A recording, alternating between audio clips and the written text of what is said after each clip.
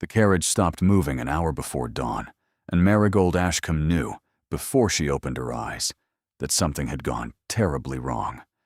The first sign was the silence, not the soft hush of a country lane at night, but the deeper, watchful quiet of a place where no one was meant to be welcome.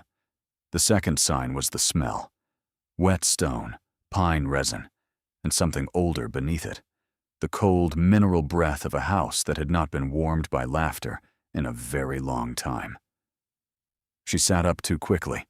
Her traveling cloak slid from her shoulders, and the ivory paste pearls her stepmother had thrown at her chest the night before clattered into her lap like loose teeth. "You're awake, then?" The coachman's voice came through the small window with a graveled reluctance. "We're here, miss. Raven Holt." Marigold pressed her gloved hand to the carriage door, then let it fall. Raven Holt. She had heard the name only once in her life, and even then in a whisper. A nurse, years ago, crossing herself when the word slipped out. "A house older than the kingdom," the woman had murmured. "A house that ate its masters one by one. The current duke, the one no one wanted, the one the Tan refused to name aloud at dinner, lived alone there with a single elderly steward, and, the rumor insisted, a portrait of his dead bride that no servant was permitted to dust. And her stepmother, 2 nights ago, had decided that this was where Marigold belonged. "You will go to him," Lady Ottilie Ashcombe had said, the candlelight flickering across the cruel sweetness of her smile. "He has written for a wife 3 years running, and not one decent family has answered. You, my dear, are decent enough to satisfy his pride, and disposable enough to satisfy mine. Your trunks will be ready by morning." It had not been a proposal. It had been a sentence. Marigold pushed open the carriage door. The cold met her like a hand pressed to her throat.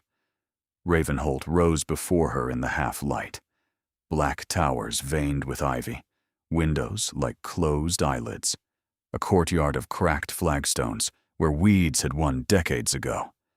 There was no welcome lantern, no groomsman, no torch, no servant, no living soul to receive a bride sent in the dark like a debt being paid. Only one figure, standing at the top of the entrance steps, motionless as the stone behind him. He had been watching the carriage, she realized, since it first appeared on the road. "Miss Ashcombe."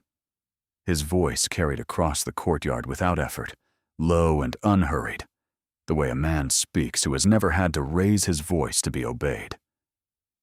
"You are 17 minutes late. I had begun to hope you would not arrive." Her foot, halfway to the step, stopped in midair. She had imagined him many ways during the long ride north, a grotesque, a monster with a dragging gait. The whispers had given her so many shapes to fear that she had prepared herself for all of them. She had not prepared herself for this. He came down the steps slowly, and she saw him fully for the first time.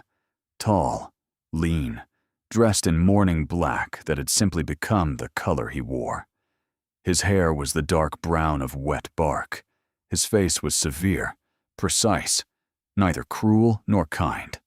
The face of a man who had taught himself to feel nothing in public, because feeling something in public had once cost him too much. And down the left side of that face, from the edge of his temple to the hinge of his jaw, ran a thin silver scar. Not a wound made in battle, a wound made by something deliberate. Marigold realized she was staring and looked down too late. "Forgive me, Your Grace. The roads were—" "I know what the roads were. I have ridden them. I do not require explanations from women who have been delivered to me like cargo. Step down, please. The cold is cruel to the unwell, and you look unwell." "I am not unwell. You are pale, you are shivering, and your lips have gone the color of bone." "Step down, Miss Ashcombe." She stepped down. Her slippers, silk, useless, her stepmother's idea of a final humiliation, sank into a half-frozen puddle, and the ice water bit through to the skin. She did not flinch. She had been trained, since she was 9 years old, not to flinch in front of Lady Ottilie. The Duke of Ravenholt did not yet rate the privilege of seeing her startle. He noticed. She saw him notice. Something behind his eyes shifted by a fraction of a degree, and the tiny movement felt more dangerous than if he had shouted. "Your stepmother sent no chaperone," he said. It was not a question. "No, Your Grace. No lady's maid, no letter of introduction, no settlement, no dowry. Nothing but yourself, a single trunk, and a string of false pearls." Heat rose to her face. "How did you—" "I can hear them rattling in your hand, Miss Ashcombe. Real pearls do not rattle. They breathe. Your stepmother has sent me a girl with nothing, in the hope that I will be too proud to send her back and too desperate to refuse her. Tell me, did she at least permit you to know my name before she signed the contract?" "Aye." "Before you answer, consider whether you wish to lie to me on the first morning of your acquaintance. I am told it sets a precedent." Marigold lifted her chin. The cold had numbed her toes, but something else, smaller and more stubborn, was warming at the base of her ribs. "Your name is Cassian Hollowmere, Duke of Ravenholt. You were betrothed once to a girl whose name no one will speak. She died before the wedding. Society blamed you. Your own family blamed you. You write every spring asking for a wife, and every spring no respectable house replies. My stepmother believes you are desperate enough to take what no one else will give. That is what I know." The silence that followed was so complete, she heard a single rook stir in the bare elm beyond the gate. The Duke of Ravenholt looked at her for a long time. Then, very softly, he said, "She told you everything, except the part that matters." Behind him, somewhere inside the great dark house, a door opened. The figure who stepped through the doorway was not a servant. Marigold knew it instantly, by the cut of the woman's traveling cloak, the crispness of her bonnet ribbons, and the small, satisfied gleam in her eye that belonged exclusively to people who had come a long distance to enjoy someone else's misfortune. "Cassian, darling, you really must stop frightening your visitors on the step. It's very Gothic of you, but the poor child looks half dead." The Duke did not turn. "Lady Pentreath, I was not expecting you for another 2 days. No, dearest, you were not. That is rather the point of arrivals." The woman descended the steps with the brisk ease of someone who had walked them 1,000 times. She was perhaps 50, sharp-faced, handsome in a way that had nothing to do with softness, and she stopped in front of Marigold with the open curiosity of a buyer at market. "And this must be the Ashcombe girl. My, that explains the hour of arrival." "Ma'am." Marigold curtsied. The gesture pulled at the wet hem of her gown. "Don't ma'am me, child. I'm your aunt by marriage, twice removed, and I refuse to be old before breakfast." She lifted Marigold's chin with one gloved finger, examined the face presented to her, and gave a small, conclusive nod. "Pretty enough. Tired. Underfed. We can fix all 3 before luncheon. Cassian, why is she standing in a puddle?" She declined to step out of it. "Then carry her, you wretch." "I will not." "Then I will instruct the steward to do so, and the entire household will gossip about a duke who would not lift his own bride from a frost."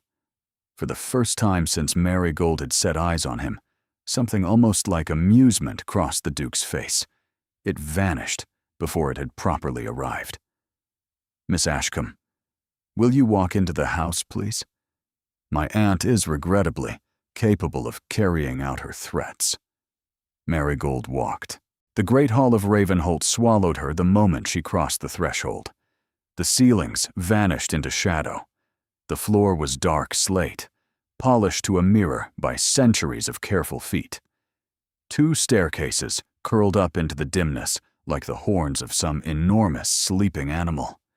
There were no portraits, a house this old, this storied, and not a single ancestor watching from the walls. Only empty rectangles where frames had once hung, the wallpaper inside them a shade darker than the wallpaper around them. Someone had taken every picture down, recently enough that the dust had not yet caught up. "Don't stare, dear," Lady Pentreath murmured, sweeping past her. "He'll think you're cataloging. Where are? Later. Tea first. Tragedies always go down better with tea." A small, severe man in a steward's coat appeared from nowhere, took her sodden cloak with 2 fingers, as though it were a dead bird, and vanished again. Marigold was steered into a sitting room where a fire had been lit so recently the kindling still cracked. A tray of tea, already poured, waited on the low table, which meant Lady Pentreath had ordered it before Marigold had even stepped down, which meant Lady Pentreath had been waiting. Marigold sank into the offered chair and accepted the cup with hands she would not allow to tremble. Now, Lady Pentreath sat opposite, every line of her sharpened by firelight. "Let us speak plainly, child. Your stepmother sent you to be married within the fortnight. Yes? Yes. Without a settlement, without a chaperone, without as much as a letter to announce you. Yes. And you came willingly." The question struck a softer place than Marigold had expected. She set the cup down before she could spill it. "I came because the alternative she offered me was worse." Lady Pentreath's eyes did not soften, exactly, but something behind them adjusted, the way a gem adjusts when held to a different light. "Good. Then we have a place to begin." She turned in her chair. "Cassian, sit down. You are looming, and it is unbecoming in a host." The Duke had remained standing in the doorway. He stepped inside now, but did not sit. He went to the window instead, set one hand against the frame, and looked out at the courtyard where Marigold's empty carriage was just beginning to roll away. He spoke to the glass, not to either of them. "Send her back, Aunt." Marigold's breath stopped. "I beg your pardon?" Lady Pentreath said pleasantly. "Send her back to her stepmother. Tonight.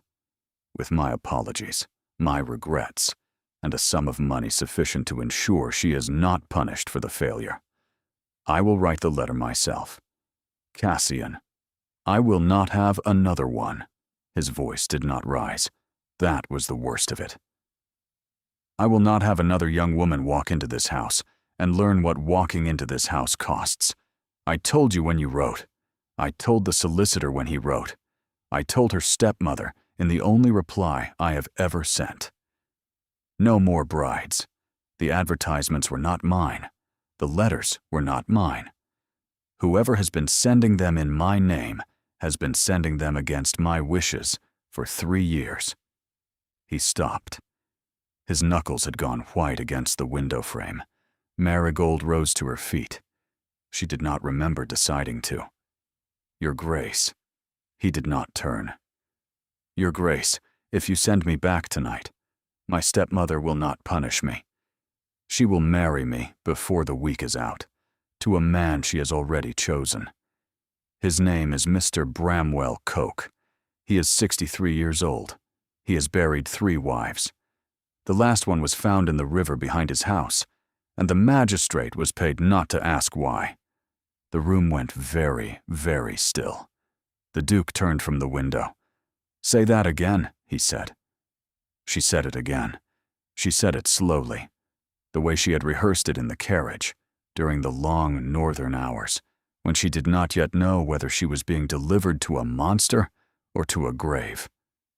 "Mr. Bramwell Coke, 63, 3 wives. The 3rd was found in the river. The magistrate was paid.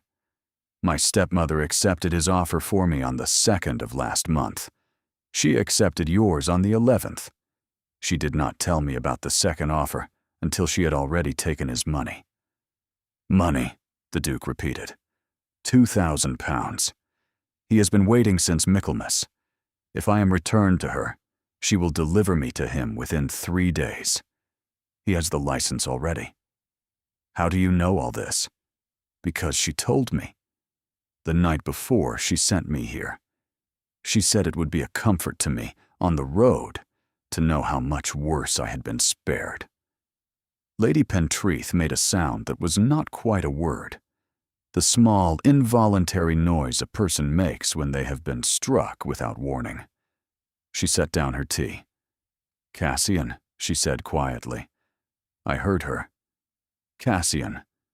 That is, I heard her, Aunt." He had not moved from the window, but the stillness of him had changed. It was no longer the stillness of stone. It was the stillness of a blade balanced upright on its tip. "Miss Ashcombe, look at me, please." Marigold lifted her eyes. "Is any part of what you have just said untrue? Any single part? A name, a sum, a date? Tell me now, and I will forgive it. Tell me later, and I will not." "None of it is untrue, Your Grace. You can prove it. I have her letter to him. I took it from her writing desk before I left. It is sewn into the lining of my traveling case." He looked at her for a long moment.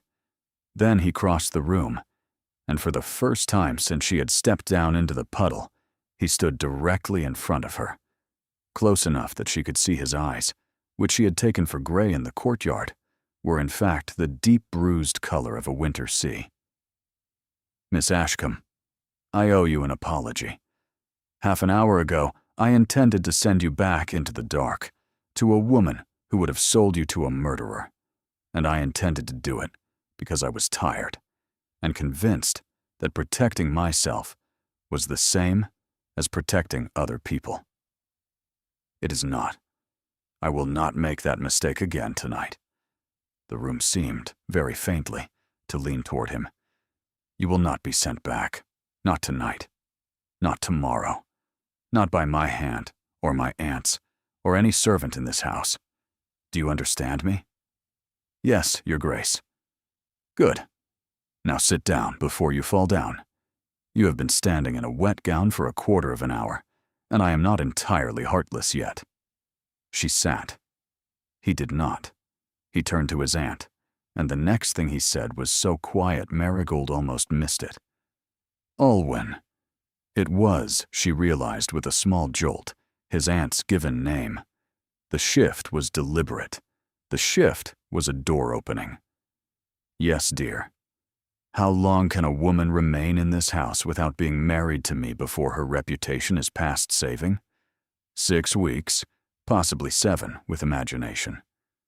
And how long will it take you to write to every aunt, cousin, godmother, and schoolmistress you possess, and inform them that you are sponsoring your husband's distant relation, Miss Ashcombe of Wiltshire, for the spring season, under your roof, in your carriage, with your name attached?" Lady Pentreath's eyes brightened in a way Marigold did not entirely trust. 3 days. 4 if I am thorough. Be thorough. I am proposing a delay, nothing more. Miss Ashcombe will reside under your supervision in the Dower House. She will be presented as your protégée, not my fiancée. We will give her a season under your name. We will make her fashionable. We will make her seen. By the end of it, half the dowagers in the country will have invited her to their drawing rooms, and her stepmother will be unable to retrieve her without a public scandal. He turned back to Marigold. "At the end of the season, you will be free. Free of your stepmother. Free of Mr. Coke. Free of this house if you wish it. You will have a name, an income arranged by my solicitor, and the choice of any decent man my aunt has put in your path. None of them will be me." The fire spat. Marigold heard her own voice say, "Why? Why what, Miss Ashcombe? Why are you doing this? An hour ago you intended to put me back into that carriage. Why now?" He was quiet for so long she thought he would not answer. Because 11 years ago, a young woman walked into this house in a wet gown, and no one in it, not my father, not my aunt, not myself, was brave enough to recognize that she had also been delivered like cargo. We thought she had come willingly. We thought her family had blessed it. We were wrong about all of it. And by the time we discovered the truth, she was already— He stopped. The silver scar at his temple caught the firelight and didn't move. I will not be wrong twice in one lifetime. That is the whole of my reason. I make no claim on you. I want no claim on you. But while you are in my country, Miss Ashcombe, you will not be cargo. Marigold looked at the floor. I have conditions, she said. 3 of them. It is always 3 with women of spirit. Name them. She lifted her head. First, my stepmother is not to be told where I am until your aunt has secured my position. If she finds me before then, she will come for me, and I will not survive a second carriage ride in her company. Done. Second, when this season ends, I do not want a husband chosen for me. I want passage. To anywhere. A cottage, a companionship, a position as a governess in a country I have never seen. I have spent years being given to people. I would like, once, to be given to somewhere. For the first time, the Duke of Ravenholt smiled. It was a small, tired, astonished smile, and it did not survive longer than a heartbeat. But it had been there. Done. And the third? She held his gaze. You will tell me before the season ends, in your own words, not in rumor, not in whispers, not in the pieces my stepmother fed me, what really happened to the girl who came here. Not because society is owed it, not because I am owed it, because you are owed the chance to say it aloud to someone who has not already decided what to think. The fire cracked. Lady Pentreath set down her cup with a tiny, ringing chime. The Duke of Ravenholt looked at Marigold for a very long moment, and then he extended his hand, across the small distance between her chair and his. Miss Ashcombe, we have an agreement. She took his hand.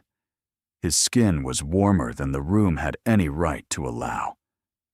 Outside, in the courtyard she could no longer see, the carriage that had brought her north was being unhitched for the night, and somewhere, in a writing desk 140 miles to the south, her stepmother was already beginning to wonder why no letter of confirmation had arrived. The dower house stood a quarter of a mile from the main building, half hidden in a stand of beech trees, and it was the first thing Marigold had seen at Ravenholt that did not look as though it were trying to keep her out. It was small, by the standards of the estate. By the standards of Marigold's bedroom in her stepmother's house, it was a cathedral. Your bedroom is the second door on the left at the top of the stairs, Lady Pentreath said. The kitchen has been opened. The cook has been bullied. The fires have been lit in every room you might conceivably enter, because Cassian believes that cold floors are evidence of moral failing in a host. Are you hungry? Yes, you are. You are 17. You have not eaten since yesterday morning, and you are too well bred to admit it. Sit. Marigold sat. The drawing room was small, paneled in honey-colored wood, and full of objects clearly chosen by someone who had once been very young and very happy. A tortoise-shell writing slope, a pianoforte with its keys yellowed by use, a glass case of pinned butterflies, a child sampler framed, the words, Olwen Mary Hollowmere, aged 9. God bless this house worked carefully in faded pink silk. You stitched that, Marigold said, before she could stop herself. I did. Badly. My governess wept. It is not bad. It is appalling, child, and you are tired enough to be polite about it. Eat. A tray had appeared. There was bread still warm enough to steam when she broke it. Butter so pale it was nearly white, 2 boiled eggs, and a wedge of something dark and rich and full of dried fruit she would later learn was called Bara Brythe. She ate. Lady Pentreath watched her with the unhurried attention of a woman who had raised 3 sons, 2 daughters, and 1 nephew, and who knew the precise moment a hungry child stopped being hungry and started being human again. When the second egg was gone, Lady Pentreath spoke. "My nephew is not the man you have been told about." "I gathered, ma'am." "You have not gathered the half of it, and I do not propose to tell you the other half tonight, because some things must be earned, and some things must be waited for, and a girl with butter on her chin is in no condition to receive a confidence." Marigold reached for her napkin. "Don't."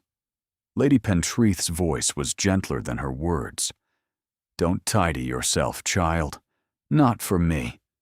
Not in this room. There are 17 other rooms in your future where you will be required to be flawless. This one is not one of them." Marigold lowered the napkin slowly into her lap. She had not, she realized, been told to be untidy by anyone in her life. Not by her father, who had loved her but had been fragile. Not by her mother, who had died too early to teach her anything but the color of her own hair. And certainly not by Lady Ottilie, who had once slapped her across the back of the hand for laughing too loudly at a joke Marigold could no longer recall.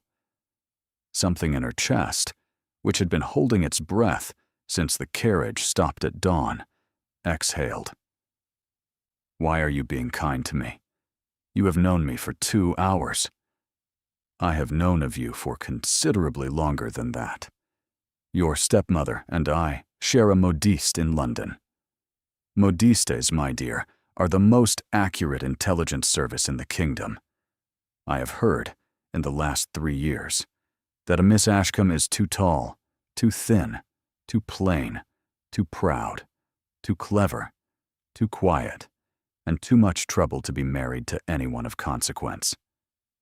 When a stepmother spreads that many varieties of slander about a single child, one of 2 things is true.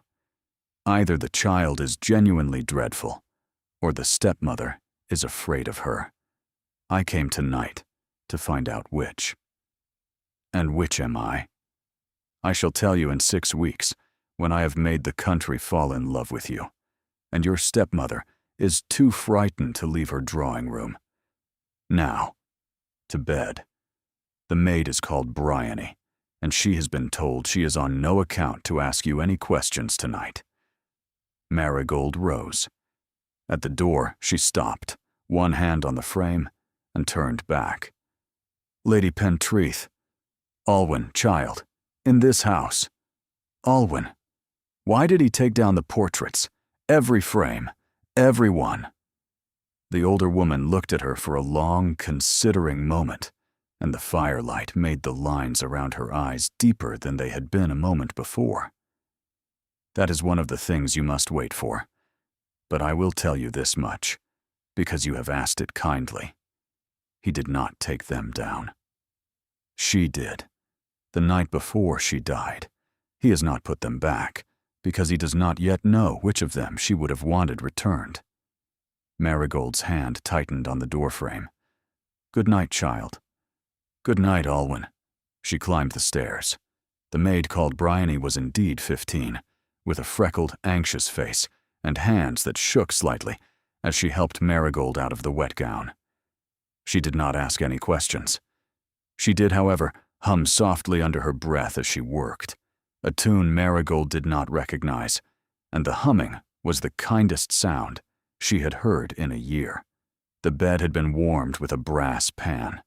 The sheets smelled of dried lavender and something older, beeswax perhaps, or the ghost of cedar.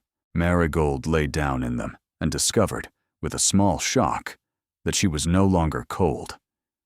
Her last thought, before sleep took her, was of an empty rectangle on a wall, slightly darker than the wallpaper around it, and of a man with a silver scar standing in front of it in the dark, wondering every night for 11 years which face was meant to hang there. She woke to the sound of horses, 3 of them by the rhythm, moving fast up the graveled drive with the urgency of a message that did not intend to wait for breakfast. Marigold sat up. The light through her window was the thin, pearly gray of mid-morning.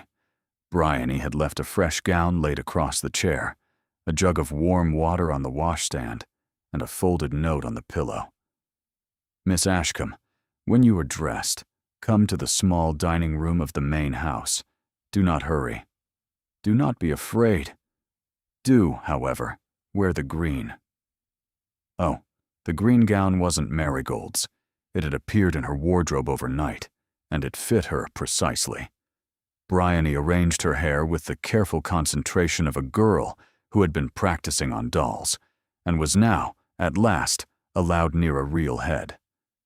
The walk from the dower house to the main building was a 1/4 of a mile of beech trees and frost-stiffened grass. Halfway along it, a rook called once from the bare branches, and Marigold realized her hands were shaking. She made them stop.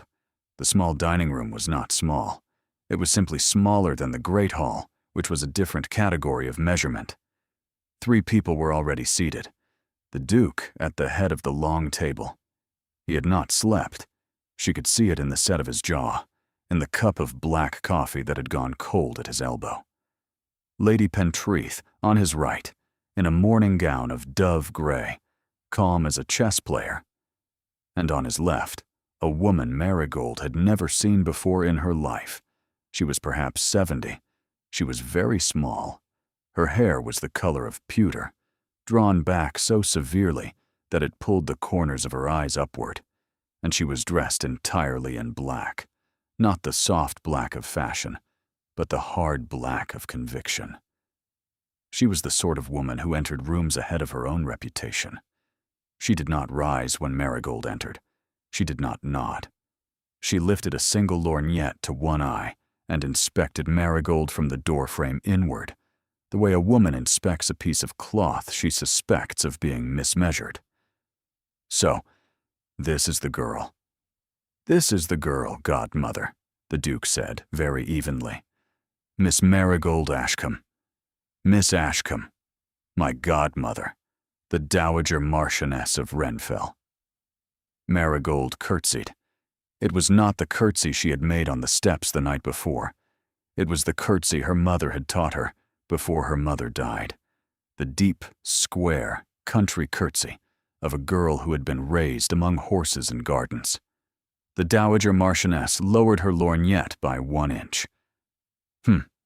She has been taught. By her mother, who is dead. Speak when spoken to, child. You looked at me as though you wished an answer, your ladyship. I gave one. I will not, in future, presume the same. The lorgnette went up again. Behind Marigold, Lady Pentreath made a small sound that might have been a cough or might have been a laugh, strangled in its infancy. "Sit down, girl." Marigold sat. The chair drawn for her was directly opposite the Dowager. She was alone with the gatekeeper, and the gatekeeper had ridden 3 horses through the night to be here. "You know why I have come." "No, your ladyship." "Don't lie to me, child." "I am not lying. I have been in this house 8 hours. I know only that I was sent here against my will by a stepmother who intended to sell me to a man with 3 dead wives, and that the Duke of Ravenholt, for reasons I do not yet understand and have not yet earned, chose last night to refuse delivery. If you have come to congratulate him, you are early. If you have come to dissuade him, you are late." The Dowager set the lorgnette down. "My godson told me at 3 o'clock this morning, by express rider, that he intended to give an unknown girl an entire London season under his aunt's name and his own protection. I have known him since he was an hour old. He has not asked a favor of me in 9 years. He has not invited me to this house in 7.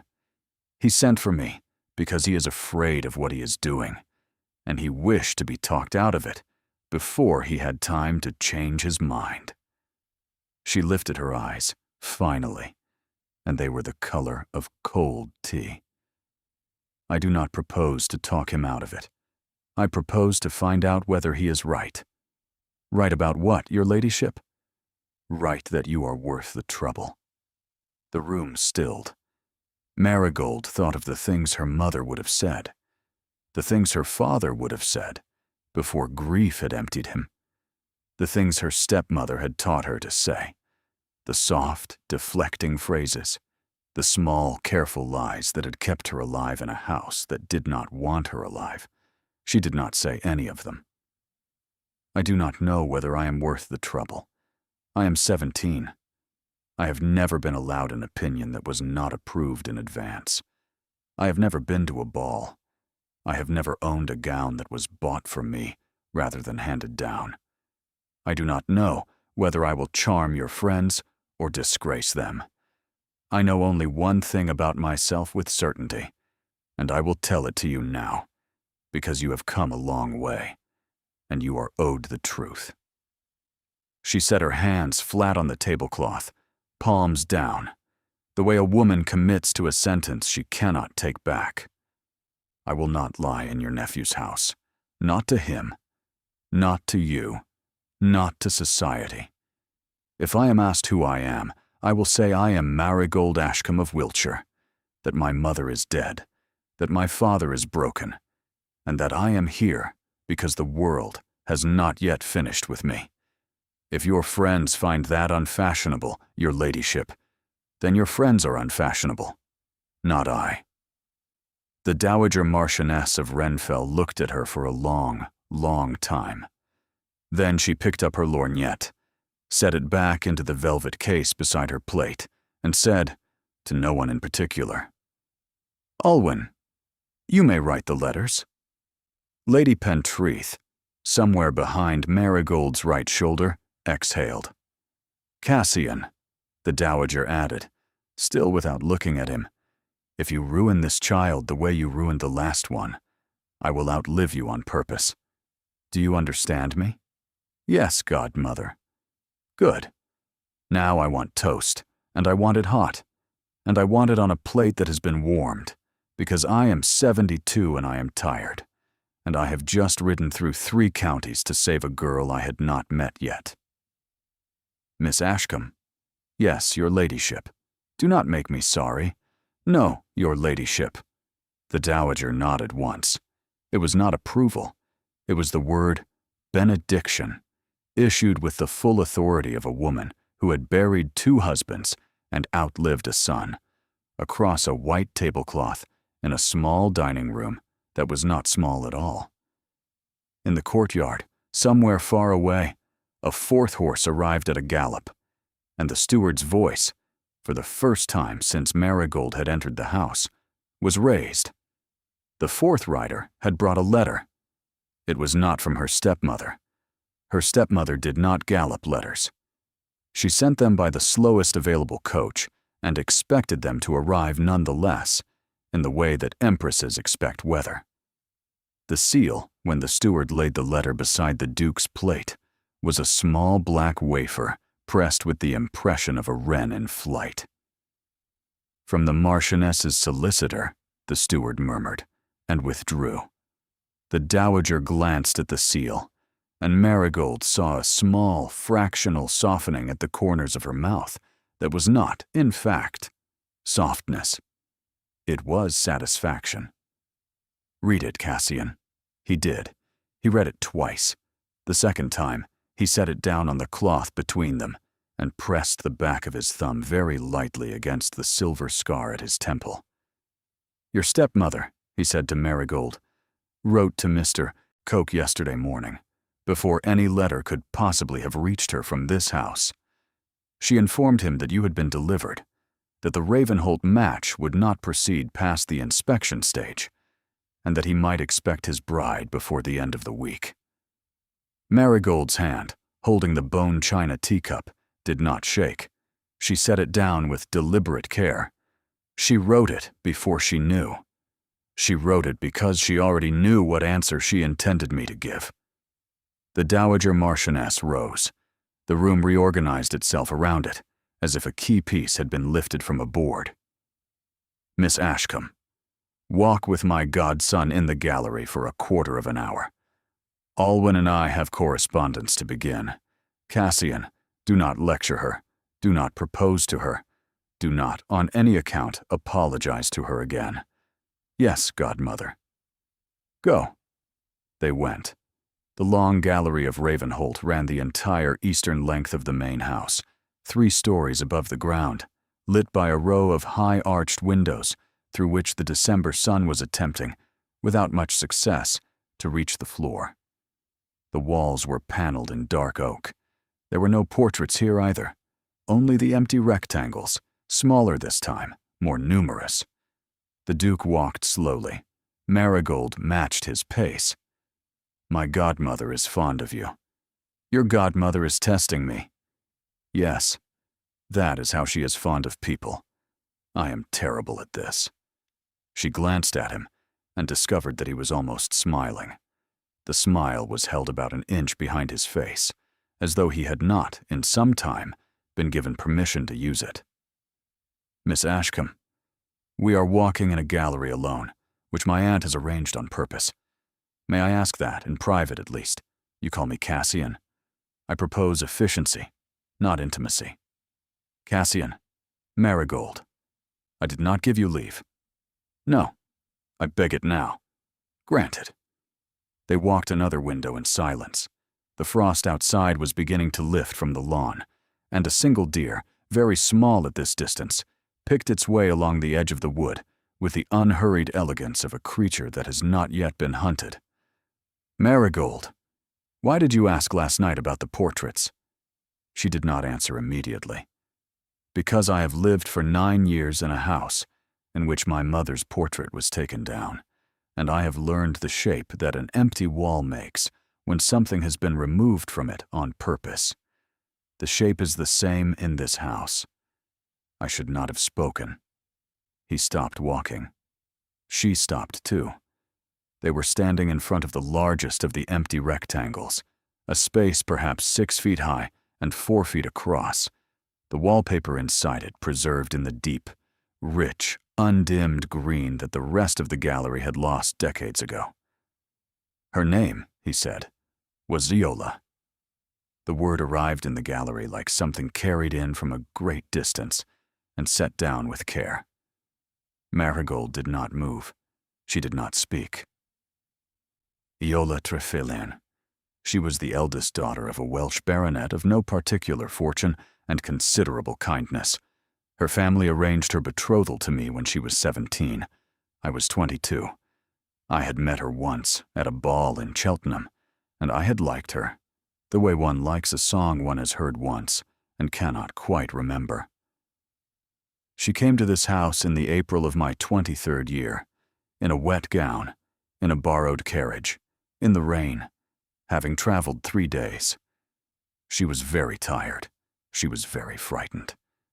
I did not see that she was frightened, because I was 22, and I had been told all my life that I was a man of perception, and a man who is told that often enough stops bothering to perceive. She was unwell within a week. She was dead within 3. The physician said it was a fever of the lungs. Her mother said, at the funeral, that it was the carriage. Her father said, 6 months later, in a letter I have kept, that it was me. He did not look at Marigold.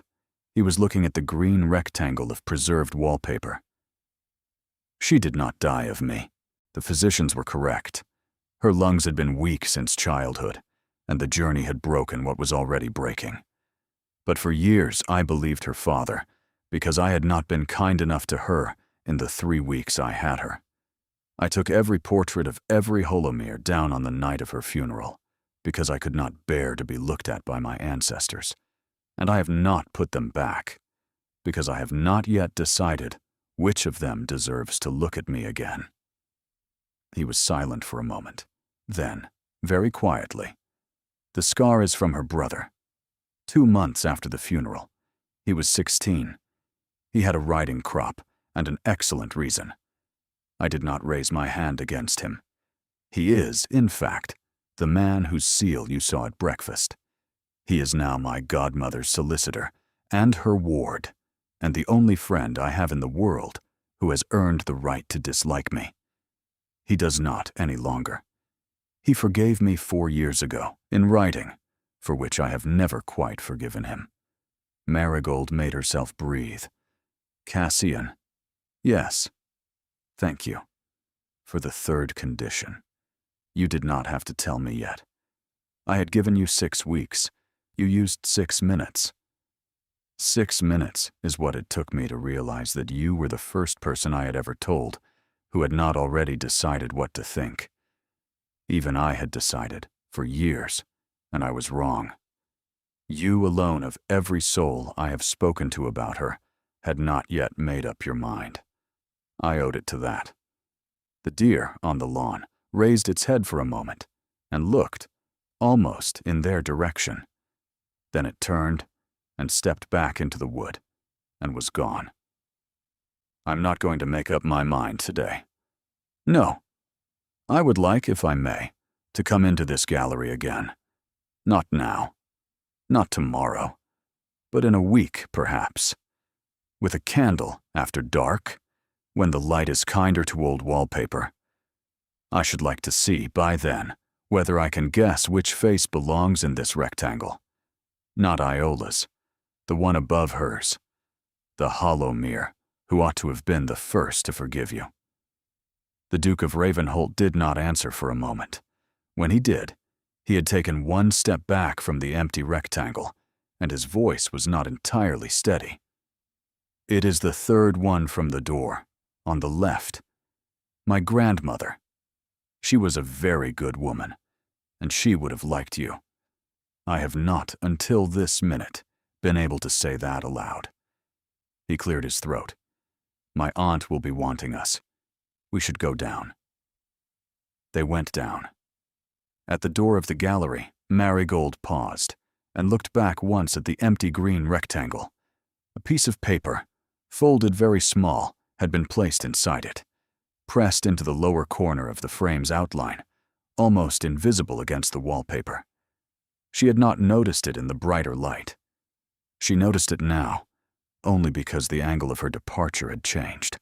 It had not been there an hour ago. She was certain. Marigold did not mention it. She closed the gallery door behind her and followed the Duke of Ravenholt down the wide oak stairs. But she had decided, by the second landing, that she would come back for it. Alone. That night. She did not go back for the paper that night. She tried. She rose at 2 in the morning, wrapped herself in the dressing gown Bryony had laid across the chair, and got as far as the dower house door before she understood that the lock had been turned from the outside. With the careful, deliberate click of someone who had decided that a 17-year-old girl, on her first night in a strange house, ought not to be allowed to wander the grounds in the dark. She returned to bed. She did not sleep. The paper waited 4 days. By the 4th day, there was no longer time to retrieve it, because the Dowager Marchioness of Renfell had finished writing her letters, and the country had begun, with a speed that astonished even Lady Pentreath, to write back. By the morning of the 5th day, Marigold had been invited to 17 drawing rooms, 3 musical evenings, 2 private dinners, and, at the top of the pile, on heavier paper than the rest, sealed with deep blue wax, a card from the Marchioness of Hexham, requesting the honor of Miss Ashcombe's presence at a ball in 3 weeks' time. The Hexham ball, Lady Pentreath said, holding the card up to the morning light as though testing it for forgery, is the ball, child. Half the kingdom will be there. The other half will be claiming, by the end of the night, that they were. Why have we been invited? Because the Marchioness of Hexham is my godmother's youngest sister, and she has been written at twice in 3 days by a woman who has not asked her for a favor in 41 years. And we will go. Oh, child, we will arrive. The 3 weeks compressed into a single, long-held breath. Madame Vespasia Quill, a tiny, terrifying modiste who had been smuggled out of Paris during the Troubles and had never quite forgiven the Channel for being involved, was installed in the dower house with 3 apprentices and 4 trunks of fabric. She produced a length of midnight silk so deep it looked, in shadow, like wet ink, and so brilliant in candlelight that it looked like the surface of a slow river under stars. This, for the ball. Nothing else. Marigold did not argue. The Duke kept his distance for those 3 weeks. She saw him at meals. She saw him in the library, where she now read every evening because the Dowager had written that a girl who cannot quote Cowper at supper will be eaten alive by January. She saw him, once, from her bedroom window, riding out before dawn on a black horse, and the silver scar at his temple had caught the rising light, and she had stepped back from the window before he could turn his head. He did not call her Marigold again. Not once. The night of the Hexham ball arrived with a thin, clear cold and a sky full of unreasonable stars. Bryony did Marigold's hair in a low coronet, threaded through with 1 strand of seed pearls so fine they looked like frost. The midnight silk fell from her shoulders like water. The Dowager Marchioness, who had arrived from Renfell that afternoon, expressly to inspect the result, walked once around her without speaking, then once more, then said very quietly to Lady Pentreath, "Alwyn, we have done a wicked thing. They are going to remember her." In the carriage, Cassian Hollowmere did not look at her. The Hexham ball was held at a house called Tarnowan, a vast white building set on a low rise above its own lake, and the lake that night had been lit with floating lanterns, so that the approach to the front steps was a road of soft fire on dark water. Marigold pressed 1 gloved hand against the carriage window and found that her hand was steady. She had been preparing for 3 weeks to be afraid. She discovered, with a small, clean shock, that she was not. "Now," Lady Pentreath murmured as the carriage door was opened, "remember, you have nothing to prove. You have only to let them prove themselves to you." The footman handed her down. The midnight silk caught the lantern light and held it. Somewhere on the steps above, a young woman gasped and was hushed by her mother. Marigold walked up the steps on the Duke's arm. Inside, the house opened around them like a music box being wound. The Marchioness of Hexham, a small, white-haired woman with a face like a kind owl, received them at the head of the receiving line, took Marigold's hand in both of hers, and said, "My dear, Renfell has written to me about you twice, and I have known her since I was 9, and she has not done that since the coronation. Welcome. You will be quite safe in this house." It was a public statement. It traveled the length of the ballroom in under a minute. Marigold did not attempt to remember names. She heard her own name spoken in 3 different rooms before she had been in the building an hour. She heard the word Ravenholt spoken without lowering a voice for the first time, perhaps in a decade. She heard also, somewhere behind her left shoulder, a cool, clear voice say, "And does she know? About him? Does she know what he did?" And another voice, drier, older, answer, "She is standing in his aunt's gown at his godmother's invitation, Lady Sidney. I should imagine she knows considerably more than you do." Marigold did not turn her head. She filed the name Lady Sidonie away with cold precision. The first dance was a Lord Penharrow, a tall, awkward, kind young man who danced like a man counting in his head and did not stop apologizing for the entire length of the set, which charmed Marigold so completely that by the end of it, she had laughed twice more than she had laughed in any public room in 9 years. The second dance was a Lord Brisby. The third was a Mr. Ainsworth. The fourth was Cassian. He came for her without speaking. He bowed. He offered his hand. Marigold placed hers in it and discovered that her hand was no longer steady after all. "Breathe," he said quietly as he led her onto the floor. "I am breathing. You are not. You are performing the appearance of breathing. They are different actions." She laughed very softly. He almost smiled. The music began. Cassian's hand settled at her waist, and she felt, through 3 layers of midnight silk, the careful exact restraint of a man who had decided in advance how lightly he would touch her. "You are doing very well. I've been counting steps." "Stop. Look at me then." Counting and looking are difficult to do at the same time. She looked at him. The silver scar at his temple was nearly invisible in the candlelight. His eyes, which she had taken for gray on the steps, and for the bruised color of a winter sea in the firelight, were neither tonight. They were the color of a thing she did not have a word for, and she stopped looking for the word and let herself simply be looked at instead. She noticed that Lady Sidoni had stopped pretending to talk to her companion and was watching them with the still, unblinking attention of a creature deciding whether to strike. She noticed also that the Dowager Marchioness was watching Lady Sidoni, and she noticed, last, that Cassian Hollowmere had not stopped looking at her face since the music began. The waltz ended. He bowed. She curtsied. He led her back to Lady Pentreath at the edge of the floor. He did not leave her there. He stopped, half a step away, and said, quietly, only to her, "Marigold, do not, on any account, go out onto the eastern terrace tonight. Whatever anyone tells you, whoever asks you, promise me." "Why?" "Promise me." "I promise." He nodded once. Then he was gone. A footman appeared at her elbow with a folded note on a silver tray. "For Miss Ashcombe." She broke the seal.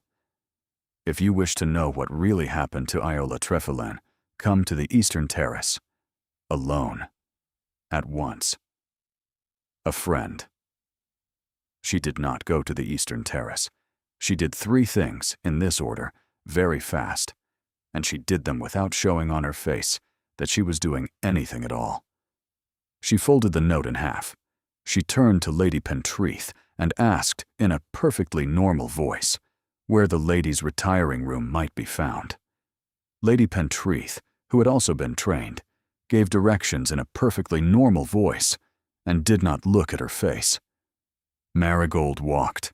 She did not go to the retiring room. She went past it and through a small side door that Lady Pentreath's directions had been arranged to make her notice, and into a narrow stone corridor lit by a single lamp, and at the end of that corridor she found the back door of the Marchioness of Hexham's private library. The Dowager Marchioness of Renfrew was waiting inside it. She was sitting in a wing chair beside a low fire, with a small glass of something amber in her hand, and she did not look surprised to see Marigold at all. "Show me the note, child." Marigold showed her. The Dowager read it once. She did not change expression. She set the glass down on the table beside her, with the small, precise click of a woman placing a piece on a board. "Lady Sidoni Vauclin. I had wondered when she would arrive. Sit down." "Your ladyship, sit down, child. We have a quarter of an hour before Olwen begins to hunt for you." Marigold sat. "Lady Sidoni is the youngest daughter of Lord Vauclin, who was my late husband's 3rd cousin, and a man I disliked thoroughly when he was alive, and have continued to dislike since his death. She is 23. She has been unmarried for 6 seasons, which in our world is a kind of injury that does not heal. She was, 10 years ago, expected to marry my godson. I beg your pardon? Speak when I have finished. 10 years ago, she was 13, and he was 23, and the arrangement had been made when she was an infant, by her father and his father, both now dead. It was quietly understood by everyone in 2 counties that when she came of age, the betrothal would be announced. It was not announced because in the April of her 13th year, My godson met Eola Trefilin at a ball in Cheltenham, and 3 months later, he wrote to Lord Vauclin and broke the understanding. He paid a very large sum to do it. Lord Vauclin accepted the sum because he was a man who accepted sums. But Lady Sidonie knew. She had been told from the cradle that she would be the Duchess of Ravenholt. She was 13 years old when she was told that she would not. The Dowager picked up the glass again. She did not write the note. She does not write notes. She had it written by one of her admirers. There are still a few. And arranged for it to reach you precisely 15 minutes after you danced with him. The eastern terrace is empty. There is no friend on it. There will only be 3 or 4 young men of good family, drinking brandy in the cold, who will see Miss Ashcombe of Wiltshire emerge alone from a side door at a ball, and who will be asked tomorrow by their mothers whether the Ravenholt protégé was seen on a terrace in the dark without a chaperone. Yes, your ladyship. My godson knew the moment the note was delivered. He recognized the hand of the man who wrote it for her, and he calculated, in the time it took him to bow, that he had perhaps 30 seconds to warn you. He used them. I did obey. Yes, that is why you are here, child, and not on a terrace. Now listen, because I will not say this twice. The Dowager set the glass down. My godson is in love with you. The fire moved. Do not interrupt me, child. The sentence is expensive. He is in love with you, and he doesn't yet know it. And the not knowing is the only thing keeping him alive, because the moment he knows it, he will try to send you away. He will try because he tried to love a girl once, and she died, and he has never been able to separate the loving from the killing in his own mind. But I cannot tell him so. His aunt cannot tell him so. His godmother cannot tell him so. The only person in the world who can is the second girl he has ever loved. And you are she, and you are 17, and you have known him for less than a fortnight. And I am sorry for the unfairness of this, but it is the unfairness that has been delivered to us. Marigold discovered that she was crying. She had not wept in 9 years. She had trained herself out of it the year her stepmother had arrived. She had forgotten the small, specific shock of warm water on a cold cheek. She wiped it with the back of her glove. The Dowager pretended not to see. What do I do, your ladyship? You go back to the ballroom. You dance 2 more dances, not with him. You return to the Dower House tonight and you sleep if you can. And tomorrow, you do not say a word to him about any of this. You let him believe that you did not go to the terrace because you trusted him. Do you understand why? Because if he knows you told me he loves me, he will run. The Dowager looked at her for a long moment. You are not 17, are you, child? You have been 17 on paper for some years, but no one has been 17 behind your eyes for a long time. No, your ladyship. I am sorry. Thank you, your ladyship. Go. Marigold went. Lady Pentreath found her in the corridor outside the retiring room 2 minutes later, took one look at her face, said nothing at all, and walked her back into the ballroom as though they had merely been engaged in the small private business that all women conduct at balls, and that no man has ever been given an account of. She danced 2 more dances. Lord Penharrow's brother, a Mr. Treverick. She did not look for Cassian. She had felt, the entire time she had been in the library, exactly where in the building he was. A small, steady weight at the edge of her awareness, like a hand placed flat against a door from the other side. The carriage home was silent. The Duke sat opposite her. He simply sat in the dark, with the lights of Tarnowen receding behind them, and looked at his own gloved hands in his lap as though he had only just noticed that he had hands. Halfway home, he said very quietly, "Thank you." For what? For trusting me. I have not been trusted in this fashion in a very long time. I had forgotten what it weighs. She did not answer. She had been instructed not to. But she reached in the dark across the small space between the seats and laid 2 fingers very lightly against the back of his hand.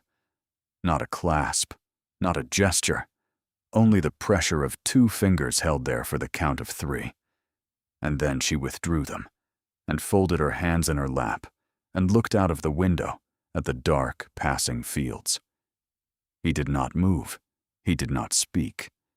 He did not, for the rest of the ride home, look at his hands again. The letter arrived at Ravenholt at 11 o'clock the next morning. It was not from Lady Sidonie Vauclin. It was not from the magistrate. It was not from Mr. Bramwell Coke. It was from her stepmother. She knew it before the seal was broken, because the wax was the color of old blood, and the impression in the wax was the small, ugly Ashcombe crest.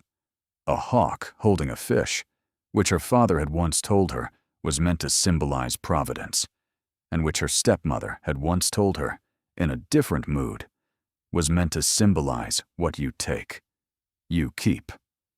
The Duke saw her face. You do not have to open it here. I would prefer to. Marigold. Cassian, please, here, with you. Now. Or I will not open it at all, and that will be worse. He nodded. He did not leave the table. He did not look away. She broke the seal.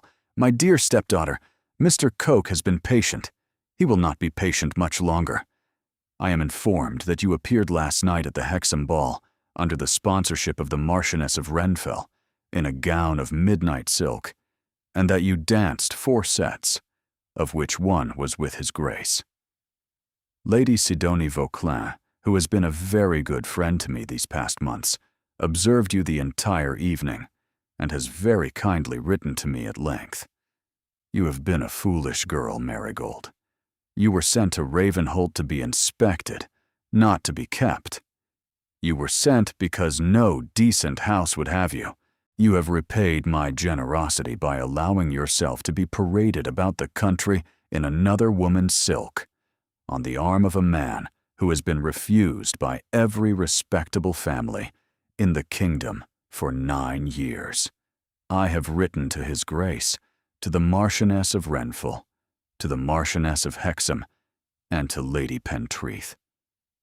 I have informed all 4 that you are a minor, that I am your legal guardian until the May of next year, and that you have left my house without my consent.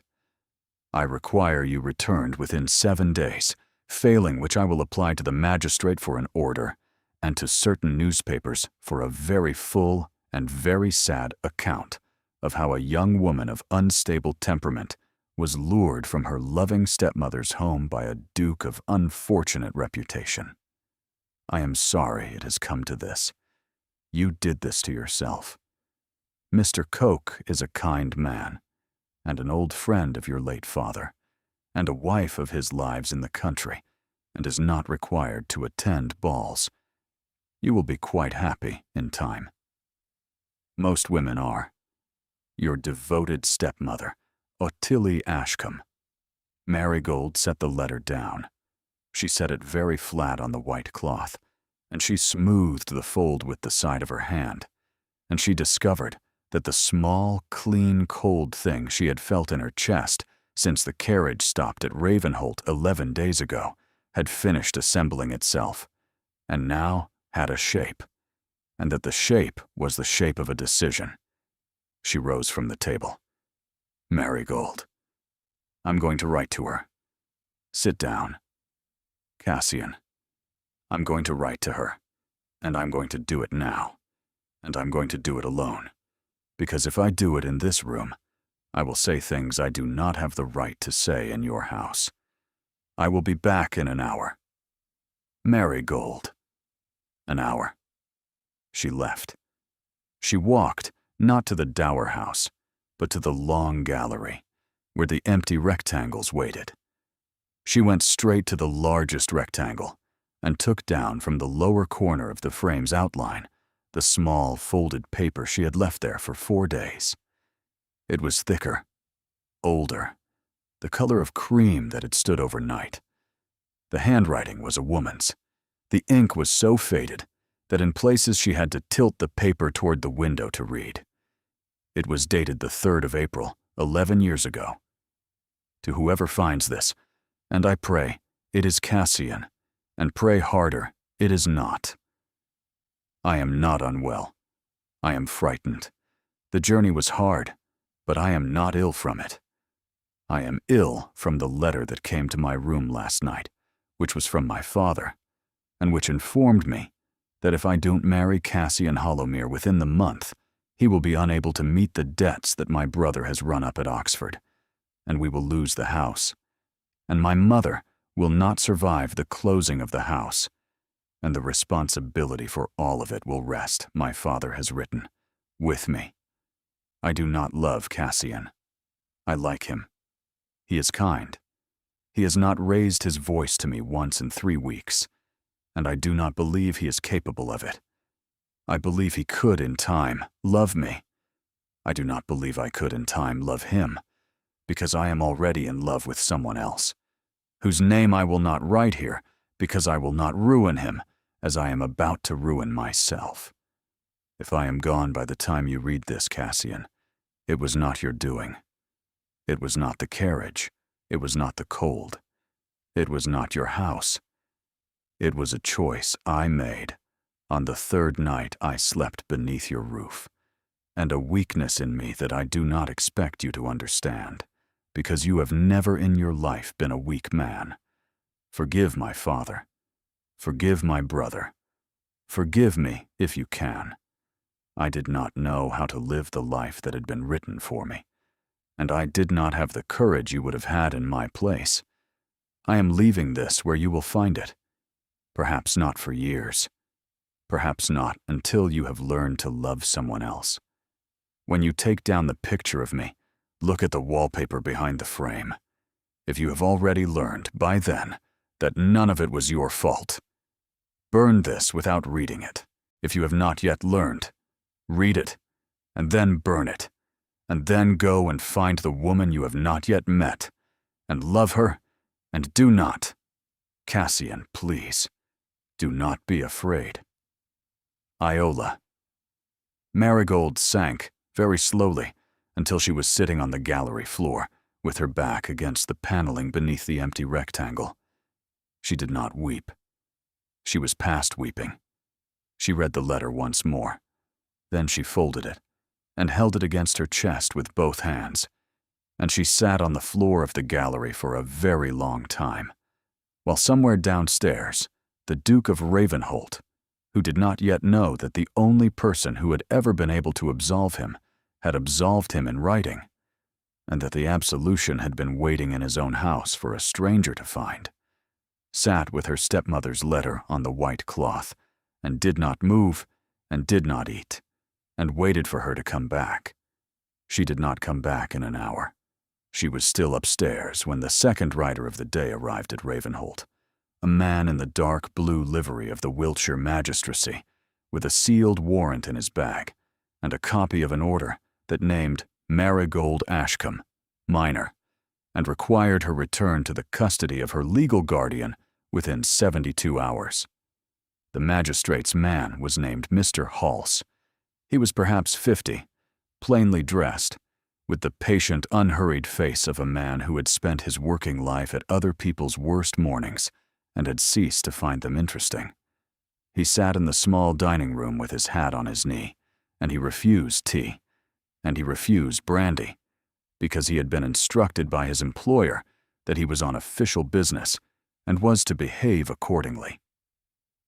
Lady Pentreath had returned from the village just as he arrived, and when she understood what he carried in his bag, had dispatched a rider east to Renfell, a rider south to the Marchioness of Hexham, and a third rider, for reasons she did not at first explain, to a small village in the Welsh marches called Treffelin.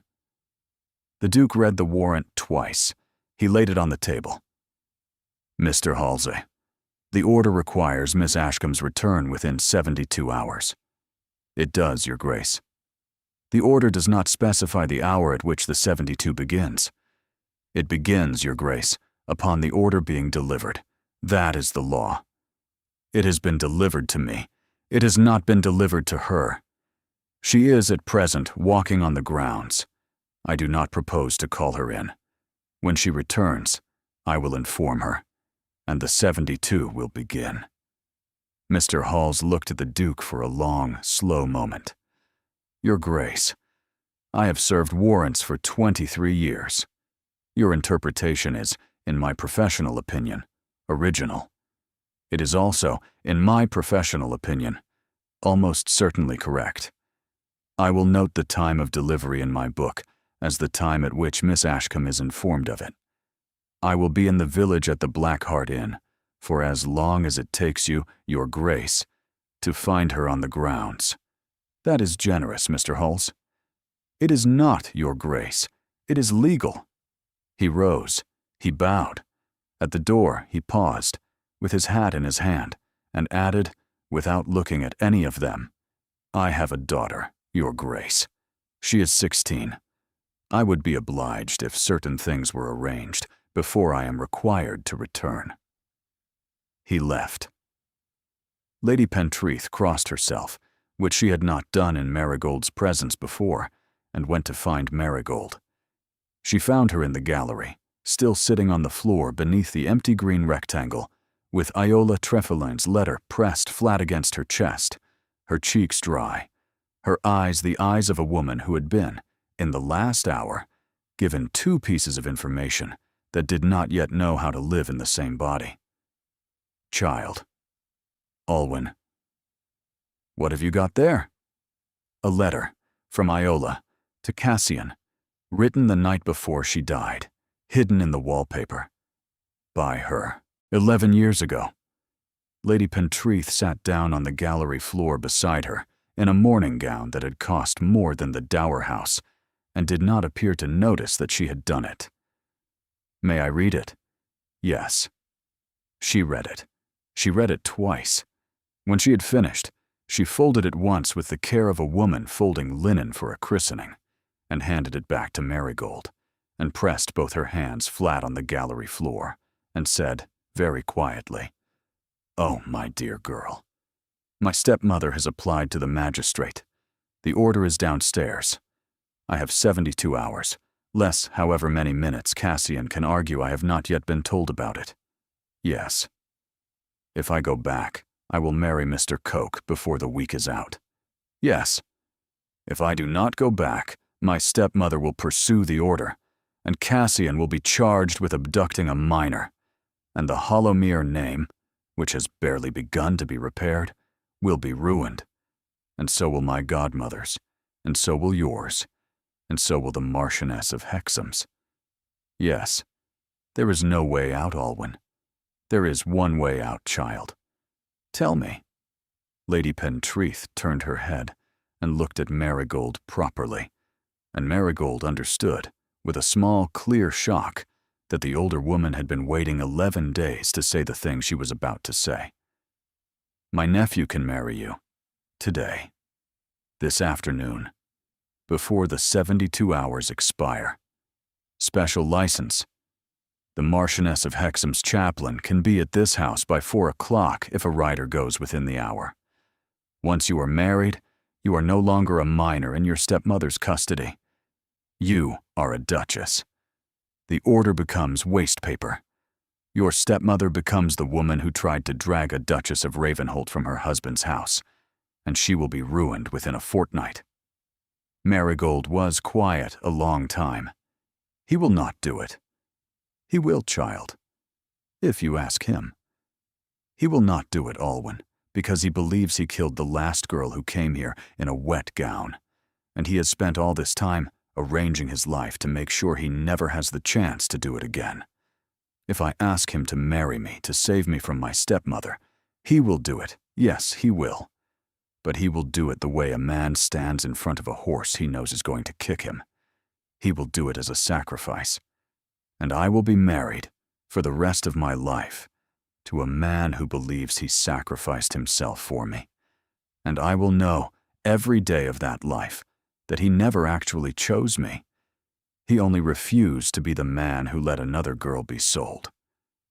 Lady Pentreath was silent. "There is one way," Marigold said. "Tell me." "I will give him the letter.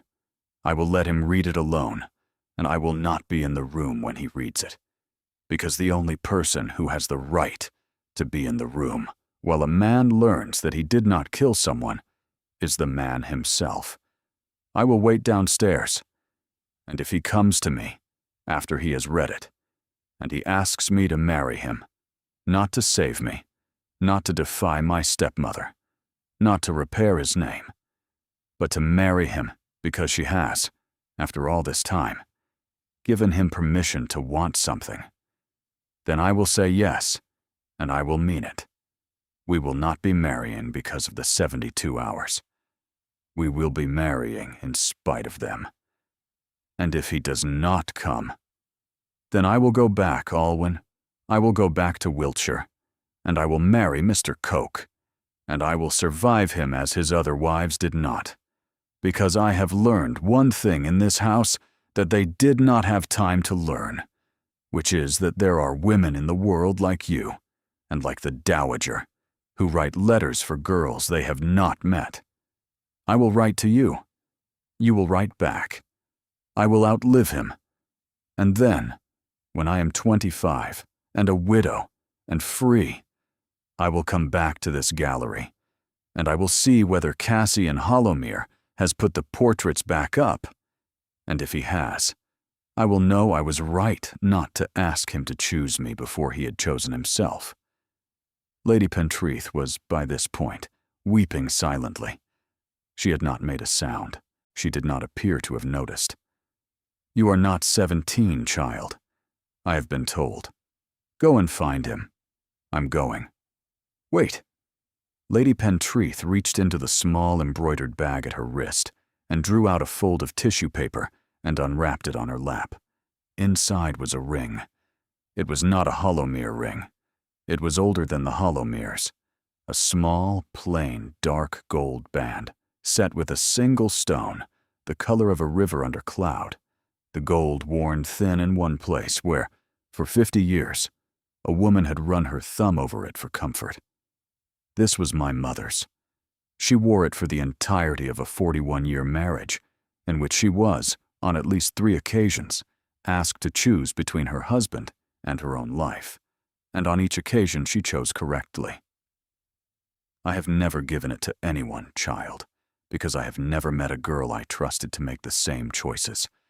Take it. Do not give him the chance to buy you a new one. New ones are bought to apologize. Old ones are given to remember. Marigold took the ring. It was warm. She walked downstairs to find Cassian Hollowmere, and Eola Treffelin's letter was in one hand, and Olwen Pentreath's mother's ring was in the other, and the 72 hours had not yet, technically, begun. He was not in the breakfast room. He was not in the library. He was not in his study. She found him in the great hall.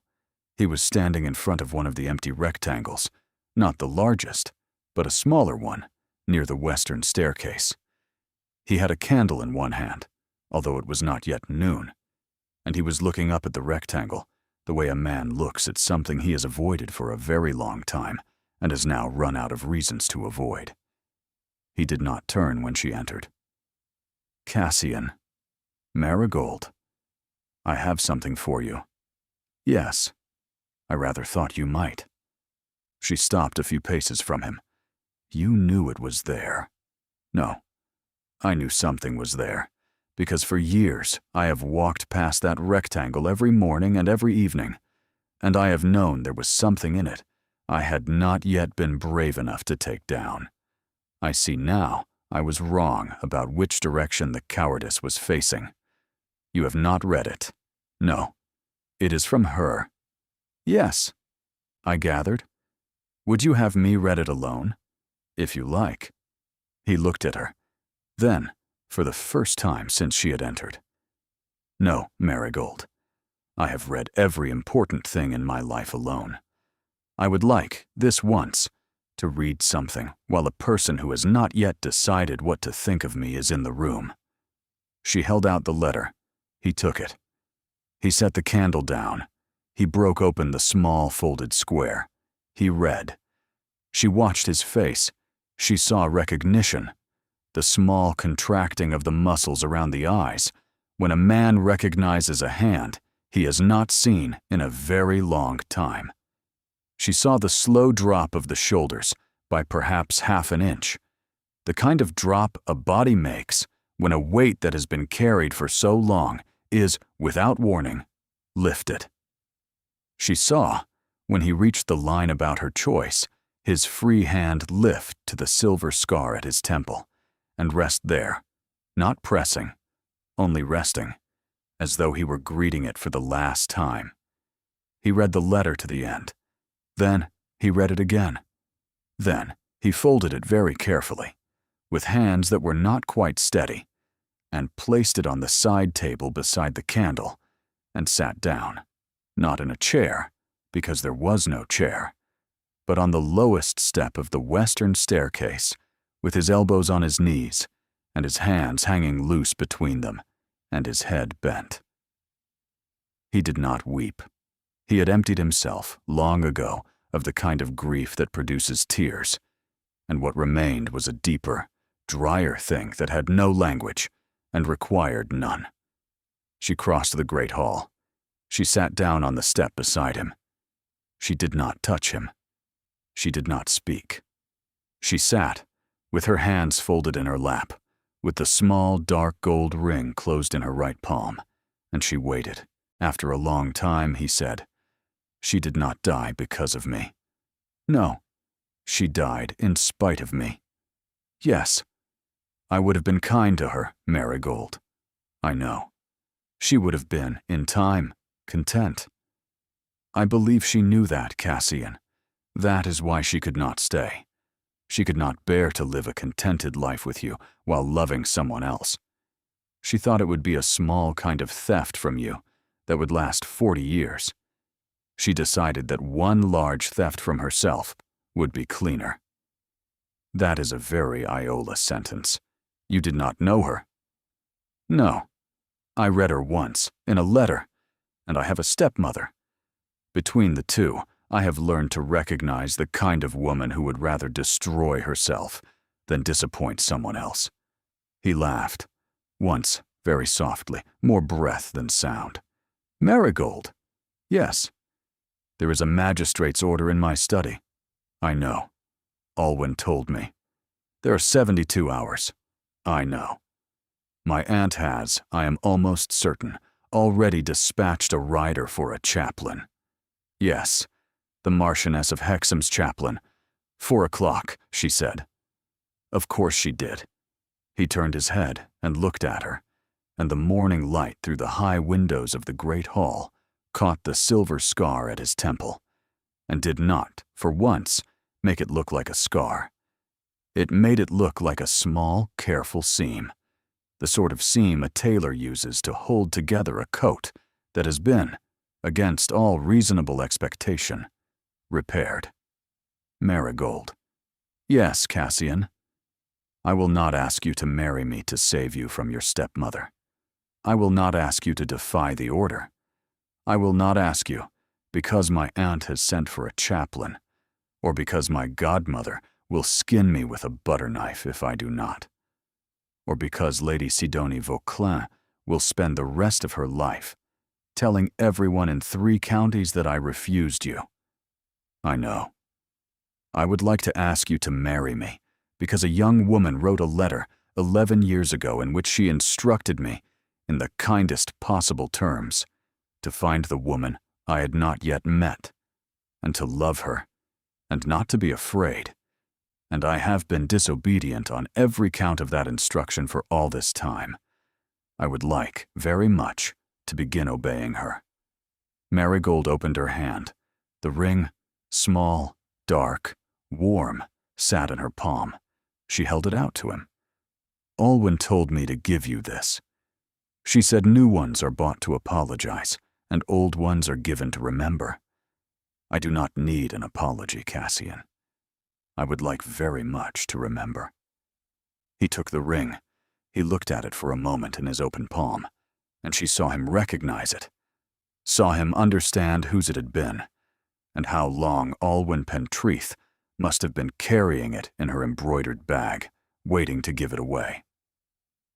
He took Marigold's left hand. He held it very carefully, the way a man holds something he has been told, all his life, that he does not deserve to hold. He slid the ring onto her finger. It fit. "Marigold Ashcombe, will you do me the very great honor of marrying me at 4 o'clock this afternoon, in the great hall of a house I have hated for too many years, and propose, beginning today, to learn to live in?" "Yes, Cassian. Thank you. You are welcome." They sat on the step a little longer. After a while, she leaned her head, very lightly, against his shoulder. He had, she suspected, not been leaned against in a very long time. He learned how, in about a minute and a half, with the quiet competence of a man who had taught himself a great many difficult things alone. They were married at 4 o'clock. The Marchioness of Hexham's chaplain was indeed there. So was the Marchioness. So was the Dowager Marchioness of Renfell, who had ridden in from Renfell at a pace her physician would, she said cheerfully, certainly forbid. So was Alwyn Pentreath, in dove grey, holding a small handkerchief that she did not, in the end, use. So was Bryony, who wept openly. So was the steward, who did not. So was Mr. Halsa, the magistrate's man, who had returned at 3 from the Black Hart Inn, and who had, on being informed of the chaplain's arrival, removed his hat, put down his bag of warrants, and asked very politely whether he might be permitted to witness, on the grounds that he had a daughter, and would like one day to tell her about a wedding he had failed to prevent. Lady Ottilie Ashcombe was, by sundown of the following day, ruined in 3 counties. Mr. Bramwell Coke was, by the end of the month, under quiet investigation by a different magistrate, one who had been written to, with great precision, by a Welsh baronet's son who had once, long before, struck a young duke with a riding crop, and who had spent the years since becoming the kind of solicitor who knew exactly which magistrate to write to. Lady Sidonie Vauclin was, in the spring, married to a perfectly pleasant baronet in Northumberland, and was reported, the following Christmas, to be tolerably happy, which is more, the dowager observed dryly, than she had ever deserved. The portraits in the Great Hall and the long gallery were not put back all at once. That was Marigold's idea. 1 a month on the first Sunday, beginning with the Hollowmere grandmother who would have liked her, in the order in which she and Cassian, walking together in the gallery in the evenings with a single candle, decided that a particular ancestor had earned the right to look at them again. It took them 9 years to finish. The largest rectangle, the deep, undimmed green one, was the very last. They did not put a portrait of Viola back in it. They put a small brass plate instead, with her name and her dates, and 1 line beneath them. She gave permission, and Marigold polished the plate herself every Sunday for the remainder of her life. If you are still here, and you are, because you are the kind of person who stays for the quiet ending, not the loud one, then thank you. Thank you for staying through the cold dawn, and the empty rectangles, and the 72 hours, and the letter in the wallpaper. Thank you for staying for the part where a girl decided, on a step in a great hall, that she would rather lose a man she had begun to love than receive him as a sacrifice. That is the story I keep coming back to when I write these. The story of women who choose to be loved properly. The story of men who learn that grief does not have to be a wall and scars do not have to be a verdict. The story of the aunts and godmothers and magistrates' clerks, the quiet people who write the letters and carry the rings and refuse, at the last possible moment, to deliver the warrant on time. If a particular line stayed with you, the letter in the wallpaper, the moment on the step, or she gave permission. Tell me, in the comments, which one? I read every one. If you would like another, the small button below this video costs you nothing and means a great deal. Subscribing tells the algorithm that quiet stories are wanted. I will keep writing them as long as you keep listening. Thank you for being here. Thank you for staying for the seam, not just the wound. Good night.